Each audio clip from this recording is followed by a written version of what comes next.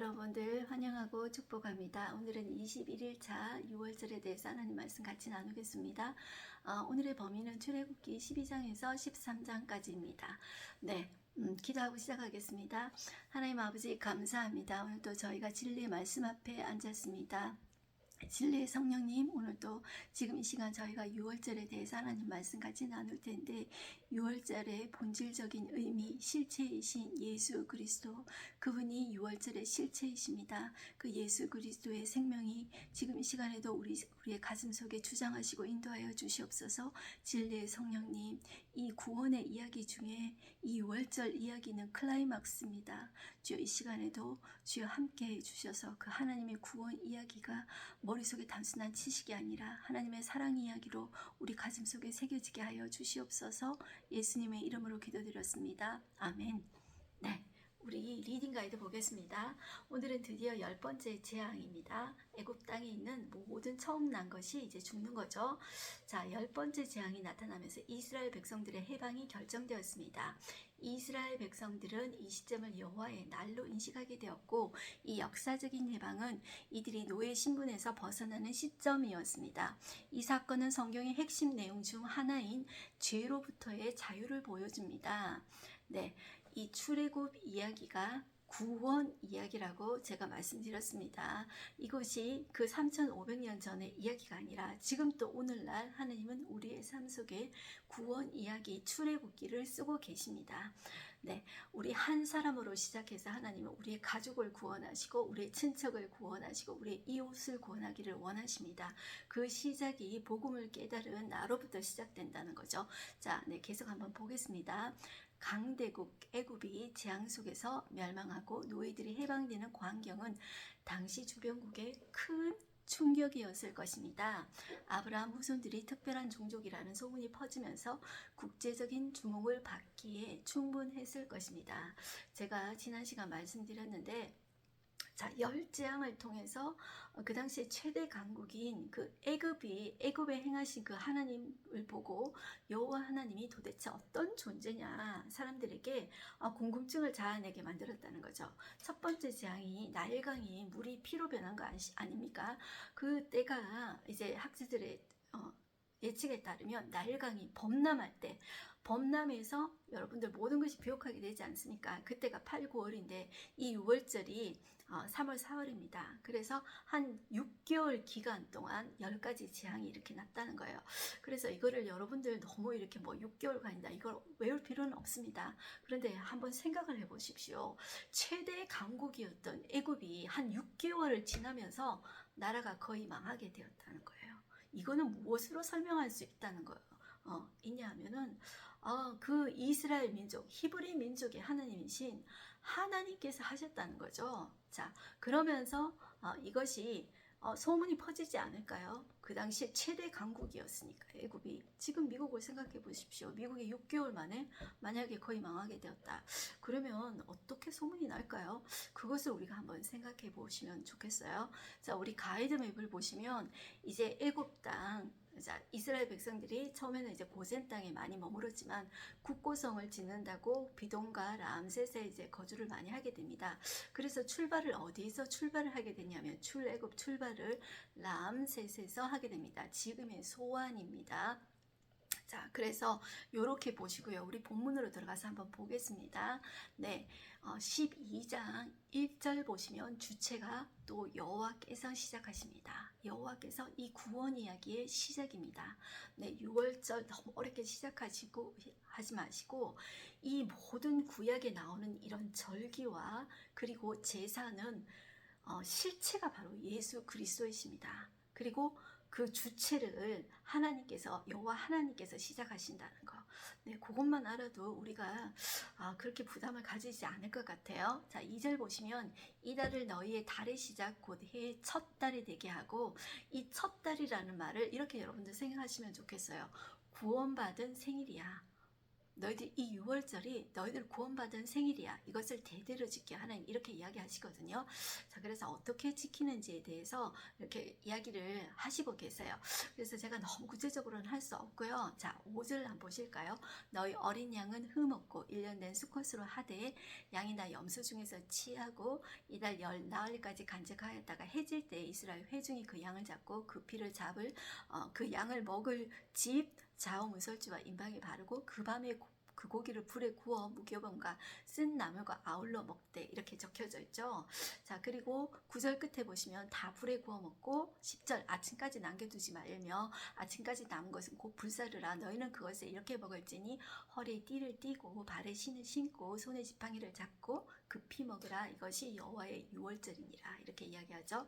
그래서 여러분들 자, 왼편에 여백에 보시면 이렇게 되어 있어요. 유월절과 그리스도. 그러면서 그리스도는 세상 죄를 지시는 유월절 양이 되셔서 그 피와 살로 우리를 구원하셨다. 아멘이죠. 그래서 여러분들 어렵다 생각하지 마시고 유월절은 바로 예수 그리스도를 상징하시는구나. 예수 그리스도 때문에 우리가 죽을 운명이었는데 우리가 이 고통 가운데서 죽을 운명이었는데 내 죄를 구속하셔서 이제 패스 오버 지나가서 넘어가게 하셨구나. 그렇게 보시면 됩니다. 자, 그리고 14절 보시면 너희는 이날을 기념하여 여호와의 절기를 삼아 영원한 규례로 대대로 지킬지니라. 이렇게 했어요. 제가 레위기가 가서도 하겠지만 제가 하나님께서 이스라엘 백성을 정체성을 심어줄 때 장치를 심어주셨다 그랬죠. 두 가지 장치를 심어주셨습니다. 제사와 절기입니다. 너희는 제사장 나라다. 너희는 노예 아니다. 너희는 내 백성이다.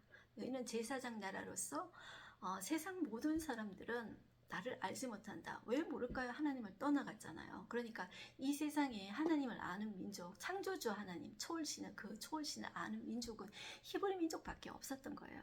그래서 너희는 이 모든 민족에게 나를 소개하는 제사장 나라다. 그래서 너희는 거룩히 해야 된다. 그러면서 제사 가르쳐 주시고 절기는 목적이 있습니다. 자손들을 교육하기 위한 것이라고 제가 말씀드렸어요. 그래서 자, 너희들의 정체성을 이야기할 때, 우리의 정체성을 이야기할 때 하나님께서 제사와 절기라는 제도를 자, 유대민족에게는 자, 장치로 딱 이제 장착을 해주셨다는 거죠. 자, 그 다음에 이제 무교절은 이게 연결이 됩니다. 6월절과. 그래서 이제 일주일이에요. 14일에서 21일까지 이제 저녁에 14일 저녁부터 시작해서 21일 저녁까지 이제 됩니다. 그래서 15절에 보시면 너희는 1일 동안 일주일 동안 무교병을 먹을지니 그 첫날에 누룩을 너희 집에서 제하라. 여러분들 누룩은 무엇을 상징하냐면 죄를 상징해요. 누룩이 빵을 부풀게 하는 데 쓰인다는 걸 알죠.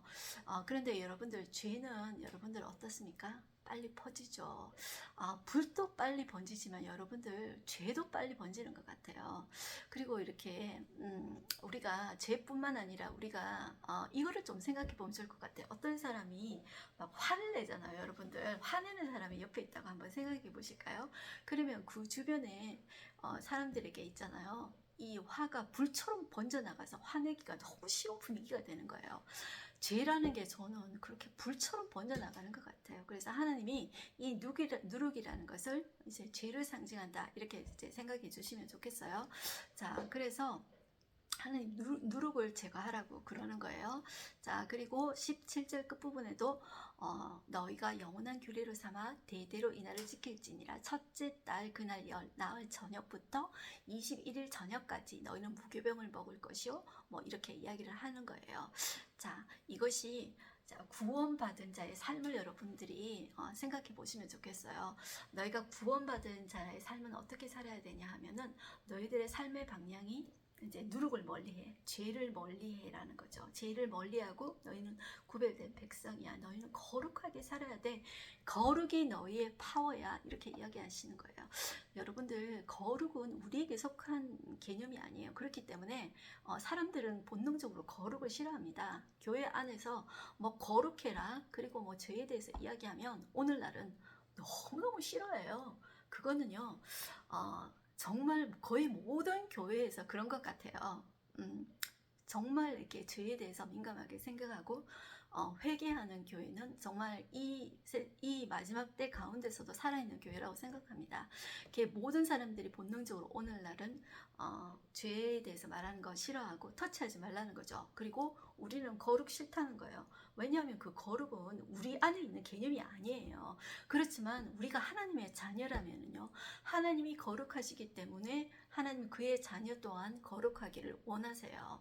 그러니까 하나님이 내 안에 오시면은 내가 거룩하고 싶어지는 마음이 생겨요. 그리고 내가 거룩해질 때 파워가 생깁니다. 거룩이 파워입니다. 그것이 하나님의 백성의 파워입니다. 네, 그리고 그 밑에 보시면 소제목에 첫 유월절이 나옵니다. 자, 이 애굽에서 그날 밤에 첫 유월절을 지키고 그날 밤에 이제 출애굽, 탈출, 이제 구원 받는 이야기가 이제 나오는 거죠. 23절 한번 보실게요. 여호와께서 애굽 사람들에게 재앙을 내리려고 지나가실 때 문 임방과 좌우 문설주의 피를 보시면 여호와께서는 그 문을 넘으시고 멸하는 자에게 너희 집에 들어가서 너희를 치지 못하게 하실 것입니다. 자, 이것이 구원 이야기입니다. 너희는 이 일을 규례로 삼아 너희와 너희 자손이 영원히 지킬 것이니 이것이 자녀 교육이라는 말이에요. 26절 이후에 너희의 자녀가 묻기를 이 예식이 무슨 뜻이냐 하거든 너희는 이르기를 이는 여호와의 유월절 제사라. 제가 그 유대인에게 이제 그 유대인하고 친한 어떤 목사님 이야기를 들었는데요. 유대인들은 지금도 한답니다. 그래서 그 유월절에 온 가족과 친지들이 모여서 이런 세레모니를 하는데요. 그 중에서 제일 어린 애가 제일 연장자에게 질문을 한대요. 할아버지, 유월절이 무슨 날이에요? 자, 뭐 거기에서는 뭐 이렇게 양과 염소 같은 거 먹고 그리고 뭐 쓴나물 같은 거 먹잖아요. 그 애들 수준에서 궁금한 걸 묻지 않을까요? 이런 거는 우리가 왜 해야 돼요? 이렇게 묻는 거겠죠? 그러면은 이제 그 어른들이 대답을 해주는 거죠. 자, 이것이 자녀 교육이라는 거예요. 너희는 거룩한 백성이야. 너희는 하나님의 백성이야. 이거를 이야기하신다는 거죠. 자, 우리 다음 페이지 넘어가셨어요. 29절 보시면 열째 재앙 처음 난 것들이 죽음 나오죠. 이 밤중에 일어납니다. 밤중에 주체가 누구죠? 여호와께서 애굽 땅에서 모든 처음 난 것 곧 왕위에 앉은 바로의 장자부터 옥에 갇힌 사람의 장자까지와 심지어 가축 처음 난 것도 다 치심해 그 밤에 모든 애굽 사람들이 다 깨가지고 일어나고 큰 부르짖음이 있었더라 이렇게 이야기를 하죠. 그래서 31절을 보시면 밤에 바로가 모세와 아론을 불러서 이르되 너희와 이스라엘 자손은 일어나 내 백성 가운데서 떠나 너희 말대로 가서 여호와를 섬겨라. 그러니까 너희가 그토록 원하는 그 여호와를 섬기고 여호와께 제사를 드려라 이렇게 이야기를 하는 거예요. 그리고 너희가 나를 위해서 축복하라. 32절에 이런 이야기가 있죠. 자, 그리고 35절로 오십니다. 이스라엘 자손이 모세의 말대로 하여 애굽 사람에게 은근 폐물과 의복을 구하며 여호와께서 애굽 사람들에게 이스라엘 백성에게 은혜를 입히게 하자 그들이 구하는 대로 주게 하심으로 그들이 애굽 사람의 물품을 취하였더라. 네, 이것은 제가 전에도 말씀드렸지만 아브라함이 하나님께 제사 드릴 때 너희 자손이 이방에서 400년 동안 사대를 거치면서 너희가 이제 종사를 할 것이다. 그렇지만 그 너희 자손들이 나올 때는 은근 폐물을 취하여서 나오리라. 그 예언이 이루어지는 것입니다. 그리고 하나님은 모세에게도 이 말씀을 미리 해주셨어요. 그런데 그것을 잊지 않고 정말로 이렇게 일어나고 마는 거죠. 그래서 하나님의 말씀은 반드시 이루어집니다. 하나님의 약속은 이루어집니다. 그래서 우리가 기도할 때 우리가 우리 욕심을 구하는 것이 아니라 이것이 정말 하나님의 뜻인지 하나님의 말씀이 정말 내 안에 들어오셔서 하나님 내게도 이 말씀을 약속으로 주고 싶어 하는지 그것을 먼저 물어야 돼요. 이게 내 욕심인지 이게 하나님의 뜻인지 그것을 먼저 묻고 나서 하나님 내 뜻이 아니라 하나님의 뜻이 나에게 이루어지기를 원합니다. 그렇게 기도하는 저희가 됐으면 좋겠어요. 정말 어릴 때는 뗐으면 다 주잖아요. 이제 그런 기도에서 우리가 조금 더 벗어나서 우리의 기도가 이제 조금 더 성장해 나가야 되는 거죠. 자, 이스라엘이 이제 애굽 땅에서 나오게 되는 거예요. 37절 보시면 이스라엘 자손이 어디에서 람셋에서 떠나서 숫곳에 이르니 유아 외에 보행하는 장정이 60만 가량이요. 그래서 장정이 60만이니까 곱하기 4 해서 대략 250만 정도, 자, 서울 인구의 한 4분의 1 정도가 된다. 이렇게 이야기를 했죠. 자, 그 다음 구절에 나오는 것이 뭐냐면 수많은 잡족들이 같이 나옵니다. 이 사람들이 왜 나왔을까요? 아, 정말 히브리인들의 하나님이 참 신이구나. 야, 우리들의 그 애굽의 신이 수많은 신이 있었지만 아무것도 못했잖아. 히브리인의 신이 여호와 신이 참 신이구나. 그거를 보고 나도 이제 앞으로 여호와를 믿겠어 하는 수많은 잡족들이 따라 나왔다는 거죠. 자, 그렇게 보셔야 됩니다. 그 다음에 40절 보시면 밑줄 그어져 있습니다. 이스라엘 자손이 애굽에 거주한 지 430년이라 이제 정확하게 세월이 그 정도의 세월이 흘렀다는 거죠. 자, 430년이 끝나는 그날에 그 하나님의 때가 있다는 거죠. 그러니까 우리가 생각하기에 430년 너무 길지 않나요? 근데 그것도 끝나는 날이 있다는 거죠. 그날에 여호와의 군대가 다 애굽 땅에서 나왔습니다. 보세요. 하나님께서는 여호와의 군대라고 이야기하고 계십니다. 자, 이스라엘 백성이 지금 사실 군대입니까, 여러분? 군대가 아니잖아요. 사실 이제 노예였다가 지금까지도 노예잖아요. 노예에다가 이제 출발하는 거잖아요. 이제 아직 출발하지도 않은데 하나님의 표현은 나의 군대다 이렇게 표현하신다는 거죠. 그러니까 하나님이 앞으로 군대로 만들어 가실 거다 이런 이제 느낌이 오시지 않습니까? 자, 이런 말들은 한 번 쓰는 것이 아니라 하나님께서 용어를 쓰실 때 제가 지난 시간에도 말씀드렸어요. 이렇게 반복해서 쓰십니다. 이제 6월절 규례에 대해서 나오죠. 자, 그러면서 같이 나올 때 많은 잡족들이 따라서 나왔다 그랬죠. 그래서 이방 사람들이 6월절을 어떻게 지킬 것인가 이렇게 이야기를 할 때 하나님이 할례를 받은 후에 먹으라고 합니다. 할례라는 것은 약속의 자녀의 이제 징표라고 말씀했어요. 그래서 신약에도 보면 많은 이방인들 중에서 유대교로 이렇게 종교를 바꾸는 경우가 있습니다. 그럴 때 세례를 행하게 합니다. 그러니까 할례, 세례 이제 같은 의미라고 보시면 됩니다. 이제 그렇게 보시고요. 51절 밑줄 한번 보실게요. 바로 그날에 that day 여호와께서 이스라엘 자손을 그 무리대로 애굽 땅에서 인도하여 내셨더라. 자기들이 나오고 싶다고 나오는 거 아니에요. 여호와께서 하셨다는 거죠. 모세가 한 것이 아니라 누가? 여호와께서 바로 그의 백성을 만들어 가시고 인도하여 내신다는 거죠. 이제 13장에 오시면 무교절이 나옵니다. 우리 아까 이제 했던 것의 반복입니다. 또 여호와께서 모세에게 일러 이르시되 또 나오죠. 자, 우리가 했던 내용이기 때문에 어렵지가 이제 않습니다. 자, 이 6월절이 있는 달을 생일처럼 1월이 되게 하라. 그것이 이제 4절에 보시면 아비브월이라고 되어 있습니다. 네, 아비월.